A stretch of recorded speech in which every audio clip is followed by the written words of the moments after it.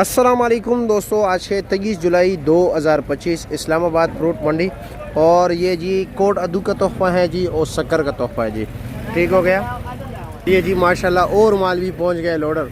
काफ़ी दोस्तों अब आप इसका पूछ रहे थे कि ये हमें कहां पर मिलेंगे जी। ये आपको फ्रूट मंडी इस्लामाबाद में ही मिलेंगे। कहां पर जी? और सामने देख रहे हो ये अमरूद ग्राउंड है। ठीक है, ये अमरूद ग्राउंड है। ये बैक साइड पे पार्किंग है, इसके सामने बैंक अल-फलाह है, वहाँ पर आइए जी। ये चाचा जी बैठे हुए हैं जी, इनके पास आपको ये खजूर मिलेंगे। ये फ्रेश और भी आ गए। इसका रेट है इस वक्त 160 रुपये किलो, 800 रुपये का 5 किलो।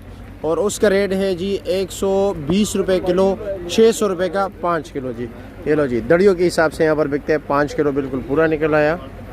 चाचा जी ये जो आ गए ये भी यही चीज़ है? अच्छा जी। और दूसरा लंबे वाला नहीं आ रहा, शाइनिंग वाला एक दिन आपके पास आए हुए थे? वो आएगा इंशाल्लाह ताला ना, इंशाल्लाह मेरे कहना चाहे अभी इंशाल्लाह। अच्छा अच्छा, इंशाल्लाह अल्लाह के हुक्म से जी। ठीक हो गया जी, शुक्रिया।